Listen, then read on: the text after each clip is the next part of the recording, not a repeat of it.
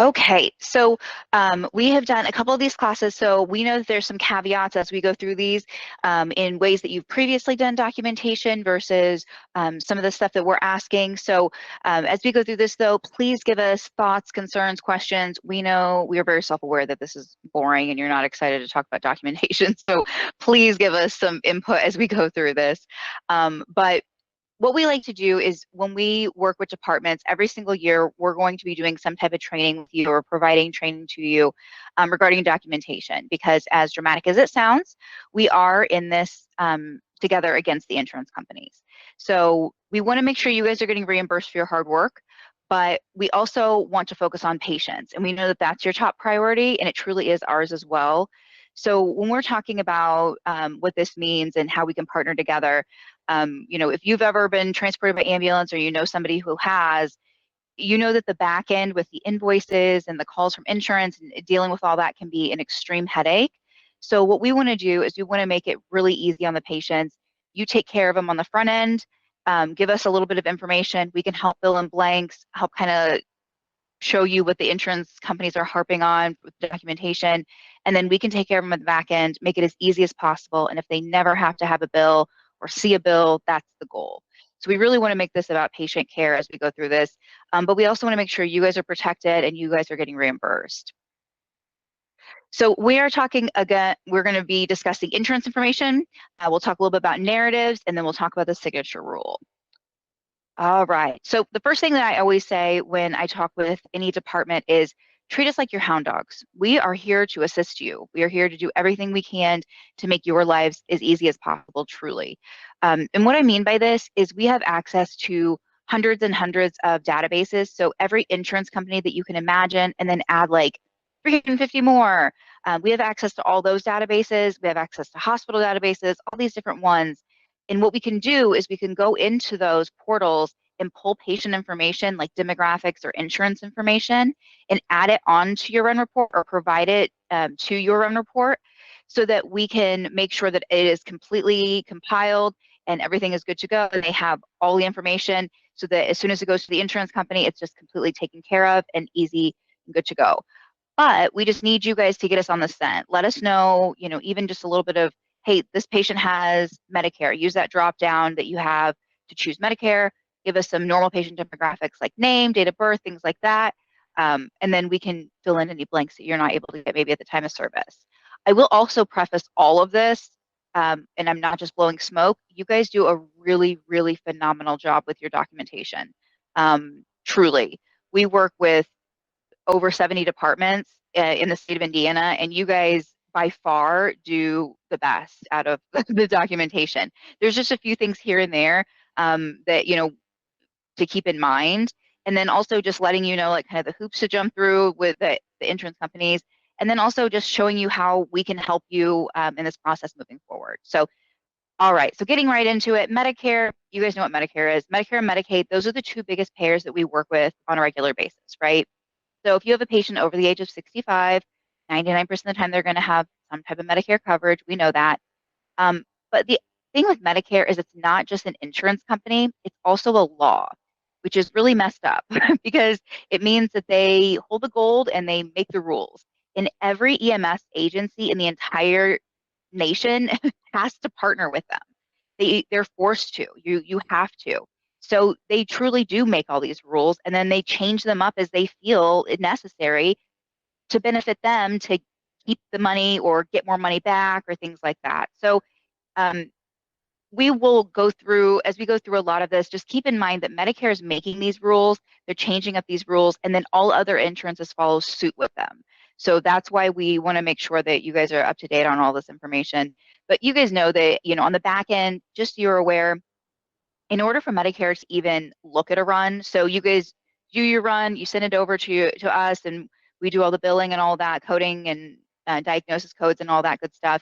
And then for us to even submit it to insurance, for them to accept it, they have to have all four of these items. So name of the beneficiary spelled correctly, pretty basic. The MBI number or Medicare beneficiary identifier. So this is that number. sorry, moving too quick.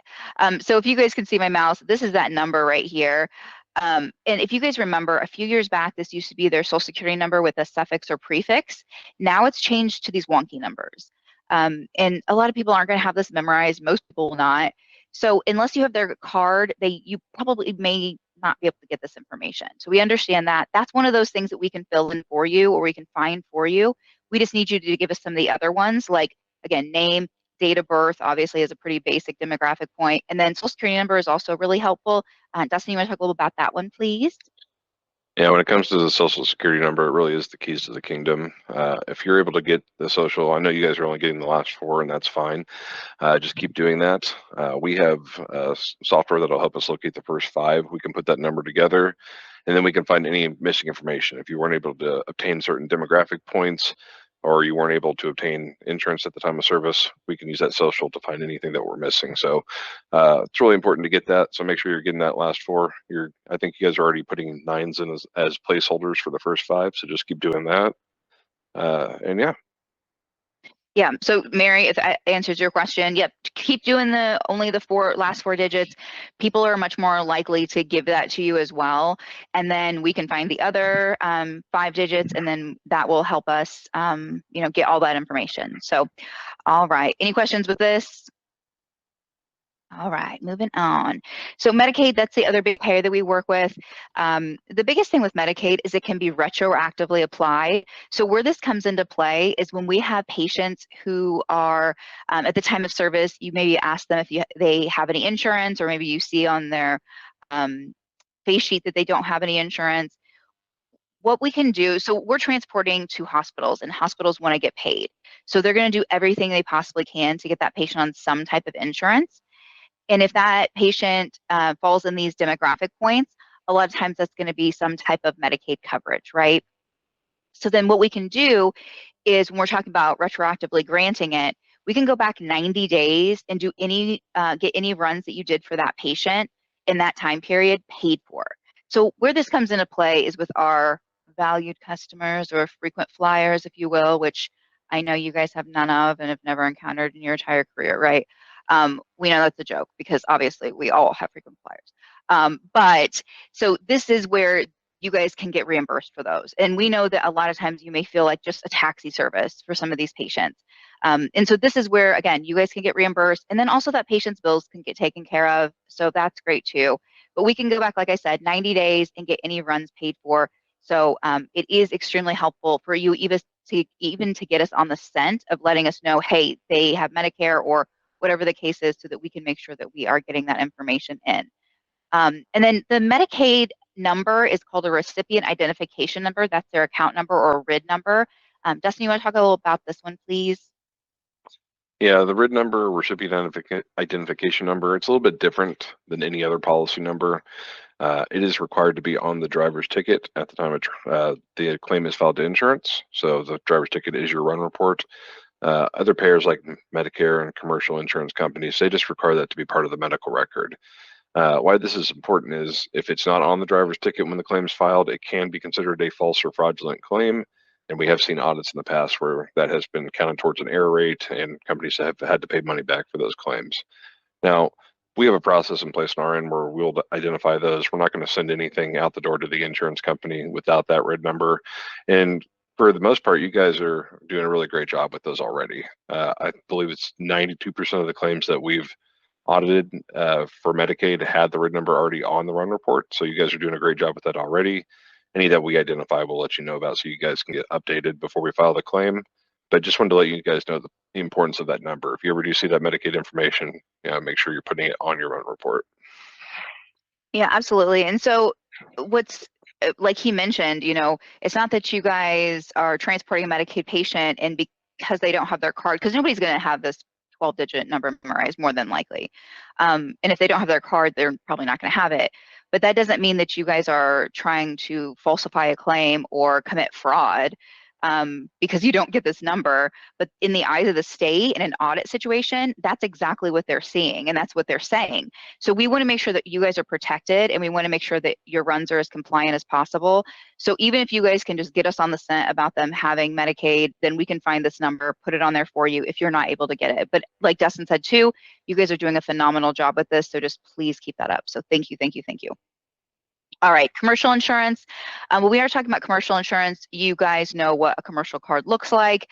I'm not going to bore you with that. But again, just on the back end, for them even to accept a run, they need the name of the insurance, the account number, group number, subscriber's name, and relationship to the patient. We know you may not be able to get all this unless they have their card on them. You guys do a great job of getting face sheets. So a lot of times this information is updated on there. That's fantastic. But even if you can just in the drop down put, Anthem or Cigna or United, whatever they tell you that they have as their insurance, and then again, give us some normal patient demographics, then we can find the rest of this, okay? Also, this section is probably the most boring, I will say. So we're almost through it. So bear with us, okay? All right, a couple key demographic points just to keep in mind. Patient's address, you guys know this, but if you're copying off of a driver's license, just verify it's their current address, right? Sometimes it does take people months and months to change their address. And then if you copy an old address, and they're not probably thinking about that, what can happen is they can have even a small copay, and it can go to the old address. They don't know who this patient is, so they're just going to trash that. And then that patient can have a balance that can go all the way through to collections, get credit reported on, all these different things that can happen to our patients that we don't want to happen just because we had a incorrect address. So we want to make sure that we are able to contact the patient as easily as possible and get any information that we need from them, or have them pay their balances and such to the insurance company so that they can get everything taken care of as quickly as possible. And then speaking of contact, Dustin, you want to talk a little bit about the phone number? Yeah, we do everything that we can to, not involve the patient if we don't have to. We want to make sure we take care of the bill for them. But there are times when it is necessary for us to actually contact the patient for whatever the case may be. We weren't able to verify their insurance, or maybe we need to get a signature from them because they didn't sign at the time of service. It's really helpful to have that phone number. So if you can get that information, whether it be from the patient or the hospital face sheet, it's really helpful on our end. Yes, absolutely. And then when you're talking about having a patient who's a minor, just let us know who that guardian is or parent who is going to be paying for that bill. We can't bill a 3-year-old for their bill. And so we just need to make sure that we do have all that information, especially if they have maybe a different last name than the patient, letting us know that relationship, getting all that information in there. What we really don't want to have happen, and we've seen this before in other departments, is they'll put like maybe the minor, the patient is with a babysitter or something, and they'll put that babysitter's information in there. That babysitter does not want to be responsible for this bill. So just letting us know who it is that needs to be responsible for that so that we can make sure that we're getting that bill in properly. All right, Dustin, you want to handle these? Yeah, just to preface, before we talk about these liability payers, the majority of your transports are going to be Medicare and Medicaid patients. Medicare and Medicaid pay what's called an allowable. So for argument's sake, let's say your transport costs $1,500. Medicare and Medicaid are going to pay roughly $300 to $400 on your claims, and then you're going to write the rest off. Medicare may have a small copay. These liability payers like workers' comp and auto, they're going to pay at or close to 100% of your charges. So this is where your service is going to make up a lot of that revenue that they lose from those federal and state payers. So it's just important to identify these as soon as possible so that we can make sure we get you guys the proper reimbursement. When it comes to workers' comp, we need the name of the employer, work address, phone number, in order to file the claim. If you're on scene and you can get the name of a manager or supervisor, if that information is available, it's really helpful. Most people know who their health insurance is through, but not everybody knows who their workers' comp carrier is. So when we're calling these corporations, especially if they're larger corporations, sometimes we get stuck in phone trees. It's hard to get to the right person. So if we know who to ask for, it makes it a lot easier. So if that is available, that's very helpful. And then still ask for the patient's health insurance. When it comes to workers' comp, they will drug test the patient. Patients will fail drug tests. If that happens, workers' comp's out the window. We'd have to move on and use the patient's health insurance at that point. When it comes to auto accidents, literally, we just need the name of the auto insurance for the patient you're working on. You tell us they have Allstate or Geico or State Farm, whatever the case is. That's all we need to know. We don't need a policy number. Group number's not, or claim number's not going to exist yet. Even if they're saying it's the other driver's fault that hit them and to get their information, that's not how it works. The auto insurance companies will work it out themselves. They'll subrogate, they'll determine fault, and then they'll take care of it. It's just important to identify these as soon as possible. Auto insurance is a little bit different than other payers. It can be exhausted. What that means is if the patient's or if the hospital gets their bill in first, they will take all that policy coverage. Usually, MedPay on an auto policy is $5,000 to $10,000. So we want to make sure we get your bill in first, get you guys paid, and then let the hospital take the rest. So if you're not used to getting this information, just use your resources. If a police officer is on scene doing an accident report, they probably already have the information. You can ask them for the name of the auto insurance company. If you get a chance to, check the glove box while you're there on scene, or if the patient's, able to conversate, you can ask them for that as well. But it's just important to try to identify that as soon as possible. We'll try to collect that on the back end if you're unable to get it, but that can take some time. So again, we're just trying to get that bill in before the hospital does. Anybody have any questions with these liability payers? Would it be All right. easier for you guys to include the name of the officer on scene in the report? I don't know if that would be necessary. Do you guys ever get copies of the accident reports? No? Okay. Just knowing who the officer is isn't probably going to be helpful. We really just need the name. We just need you to say, State Farm or Allstate or Geico. Yep. Justin, Yeah. I have a quick question. Sure. So if we go to a workplace and we're not sure if it's going to be work comp or their commercial insurance, should they get both of those insurance companies? No, just focus on the health insurance. We just need help identifying, just making sure that we have some kind of indicator knowing it's workers' comp. We will follow up after the fact and get that information. Again, that information, unless you have a supervisor right there that's is familiar with that information, that's probably not something you're going to be able to get on scene. The patient isn't going to know who their workers' comp's through. So I wouldn't worry about that. I would just focus on, ask for the health insurance. But if it does appear to be something where, the patient's at their place of employment and you can, it's obvious they were injured at work and that supervisor's there and you can get the name, that's helpful because we'll call later and we'll get that information. Other than that, anything that you can do on the run report to identify it was a work-related accident. I think you probably have a field in Zoll somewhere where you can indicate that, or you can put in the narrative, picked up patient at place of employment. That'll get us on the trail. Anything like that would help. I think someone raised their hand.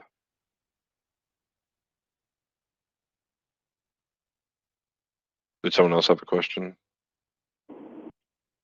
I just wanted a clarification on that workers' comp. You said that the priority pieces to get is obviously the name of the employer, the telephone number, and if a supervisor is around to get a name, and then the patient's private insurance, and that will get you to where you need to be to find out who their workers' comp is. Yeah. So as far as the first couple points go with the name of the employer and the phone number, you're already going to take care of that portion by putting in your place of pickup. We're going to Google that address and find out who that is and get a phone number. The piece of information that's most important is, if you can get it, just get that supervisor name so that once we do call, we know who to ask for. Okay. And even if, all right. Yeah, I was going to say, even if you're just asking the patient who their supervisor is, even if we can just get the supervisor from the patient and knowing that information, then at least we know who to ask for when we're calling so that they can give us the information. Okay. So it may not be like the supervisor for the shift in general, just who do you report to, and that's good enough. Yep. Okay. Yeah. And all right. yeah. And don't worry about having to like name the place or get their phone number and put it in there. As long as that address is in there for your pickup, we'll Google that and we'll figure that part out. But again, also patient care is top priority. If that patient's, severely injured or something, don't worry about this. Just, take care of the patient. We'll still figure it out on the back end. Right, and that's what I was just trying to do in my head, is think of ways that I could quickly grab just a couple additional key information pieces that I need to before on our way out because we're usually in a hurry. So Sure. Yeah. Yeah. Patient care is most important. So if you can't get it, don't worry. This is, if you have time and it's available, it's helpful. all right, thank you. Yep, and No like you problem. said, even if you are able to just identify in your narrative, picking up patient from place of employment, and then, obviously, like he said, we'll have the address and all of that in there, so we'll be able to look that information up, find out a phone number, and even if we do have to, go through the phone tree and try to figure it out, we can. We just want to make sure you guys are getting reimbursed.